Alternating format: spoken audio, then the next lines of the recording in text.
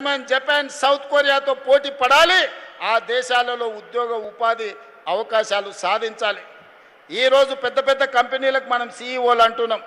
వాటిని ప్రారంభించింది మనం కాదు వాటి యజమానులు మనం కాదు సత్య నాదెల్ల కావచ్చు ప్రేమ్జీ వత్సవ్ కావచ్చు సంతను నారాయణ కావచ్చు ఎవరైనా వరల్డ్ బ్యాంక్ చైర్మన్ మన అజయ్ బంగా కావచ్చు మనం యజమానులం కాదు మనం కనిపెట్టిన వాళ్ళం కాదు ఆ కంపెనీలకు సీఈఓలుగా పనిచేస్తున్నాం ఇది సరిపోదు మనమే కనిపెట్టాలి మనమే యజమానులను కావాలి యూనికార్న్స్ని తెలంగాణ నుంచి మనం ఇవ్వాలి శ్రీధర్ బాబు గారు సంపూర్ణంగా మీ రీసెర్చ్ కోసం కోట్ల రూపాయలు ఫండింగ్ ఇవ్వడానికి గూగుల్ సంస్థతోని ఈనాడు ఒప్పందాలు చేసినాం మీలో ఉన్న నైపుణ్యాన్ని వెలికి తీయాలి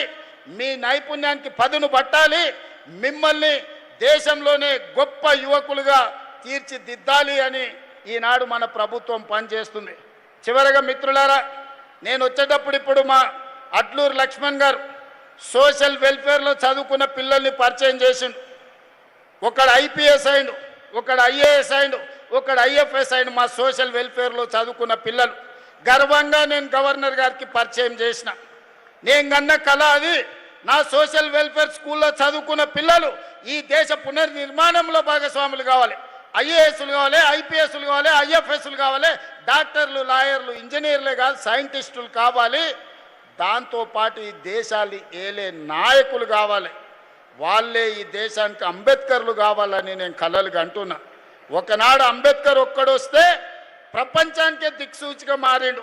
ఈరోజు తెలంగాణ రాష్ట్రం నుంచి నా దళిత బిడ్డలు నా బలైన వర్గాల బిడ్డలు నా గిరిజన బిడ్డల నుంచి 100 మంది అంబేద్కర్లు వస్తే ప్రపంచాన్ని మార్చగలిగిన శక్తి మీ దగ్గర ఉంది మీరు చదవండి మన తలరాతలు మారేది తరగతి గదుల్లోనే ప్రభుత్వం ఇచ్చే సంక్షేమం కాదు ప్రభుత్వం ఇచ్చే విద్య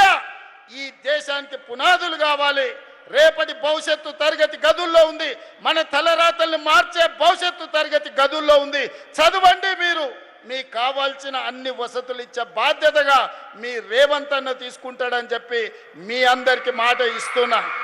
మీ సోదరుడు ముఖ్యమంత్రిగా ఉన్నాడు ఇవాళ తెలంగాణలో మీరు ఏం కోరినా నిమిషాల మీద జరుగుతుంది మీరు క్రీడలా చదువుతారా డాక్టర్లా లాయర్లా మీకు ఏం కావాలన్నా సంపూర్ణమైన మద్దతు ఇచ్చే బాధ్యత నాది మీకు బ్రేక్ఫాస్ట్ లంచ్ ఈవినింగ్ స్నాక్సే కాదు భవిష్యత్తులో రవాణా సౌకర్యాలను కూడా రాష్ట్ర ప్రభుత్వమే ఏర్పాటు చేస్తుందని నేను ఈ సందర్భంగా తెలియజేయదలుచుకున్నా